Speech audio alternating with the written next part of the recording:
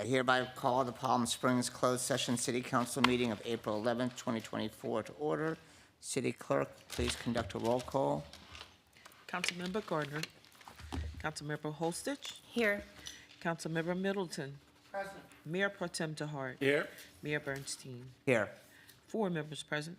Okay. Councilmember Gardner did say she's running a few minutes late. The next item is public testimony. This time has been set aside for members of the public to address the city council on agenda items only. The city council welcomes public input. 2 minutes will be assigned to each speaker. You're asked to please begin your time by telling us what agenda item or items you are speaking about. The first speaker is Chandra De Silva, followed by David Christian. Good afternoon, dear City Council and the Mayor of Palm Springs. My name is Chandra De Silva, and I'm here on behalf of Palm Springs Section 14. On behalf of nearly 1,500 Palm Springs Section 14 survivors and descendants, and hundreds of friends and neighbors, today we are submitting this letter to urge the city leadership to continue working toward a fair and just resolution for us and our families. We are delivering this one single comment on behalf of all of us in the hopes that this will provide the City Council sufficient time for a productive closed session discussion on this matter. The history of Section 14 is well known, both here in Palm Springs and increasing across our state and the nation. In the 1950s and 60s, the residents of Section 14 watched our homes and belongings burn to the ground from the flames of the city's torch.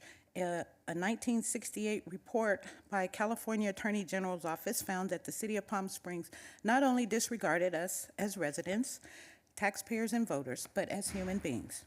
While we appreciate the City Council's formal apology in 2021, we know that apologies alone are not enough. Our quest for a restorative justice has only strengthened, driven by our resolve to see tangible action taken to right these historical wrongs. The time has come to make it right. In recent months, we have rallied a significant base of support from the halls of the U.S. Senate to right here in Palm Springs. Hundreds of survivors and supporters have marched in the streets in numbers unlike anything we've seen here in Palm Springs. We have received an incredible amount of positive feedback, and we are truly touched to have received support from Senator LaFonza Butler, Mayor Antonio Villaraigosa, the Rainbow Push Coalition, and others. At the same time, in every struggle for justice, there are those who wish to deny and distort history. This matter is no exception. But the facts about the city's involvement in the destruction of our homes is very clear and well documented. We know that this city council can make the right...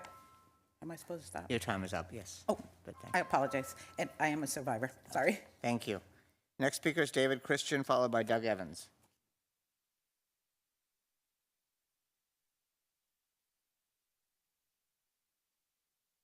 Good afternoon, Mayor Bernstein and Palm Springs Council members.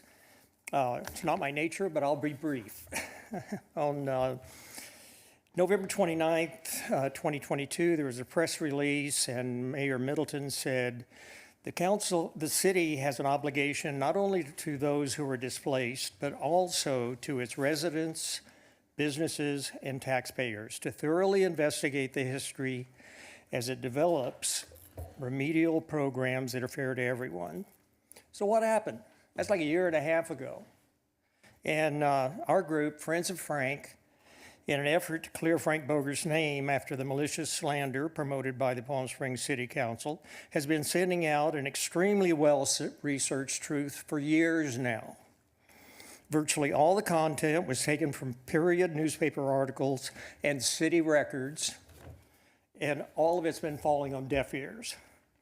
So related to your search for truth, my Oklahoma-born Grapes of Wrath daddy would be saying to you guys, if it was a rattler, it would have bit you. Thank you. Thank you. The next speaker is Doug Evans, followed by Charles E. Metcalf, Jr.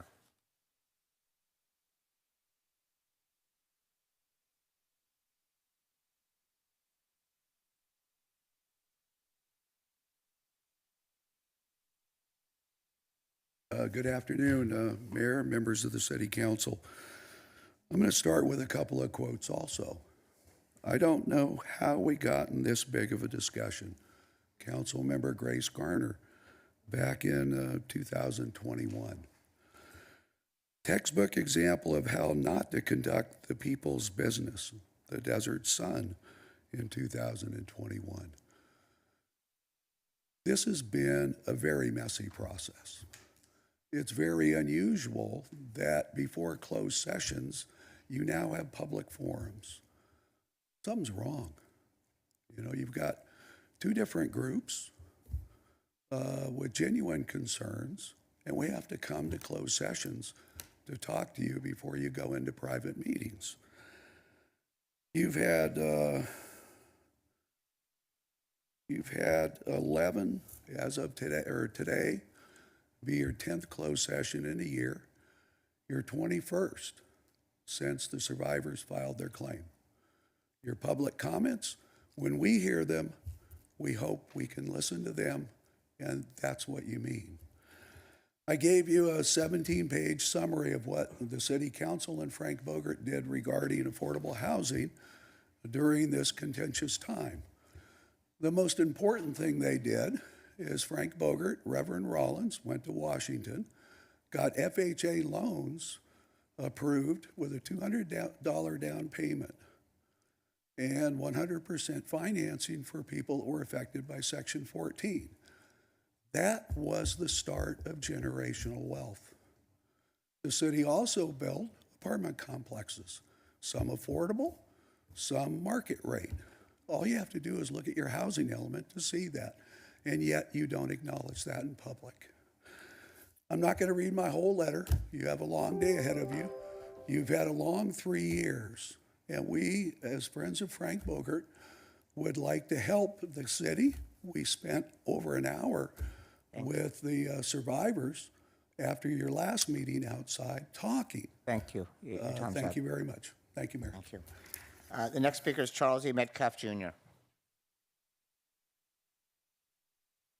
Hello, Mayor and City Council. I'm just going to finish reading the letter that Chandra was unable to finish. I'll pick up right where she left off at. Ellen, my name is, as you already know, Charles E. Metcalf, Jr.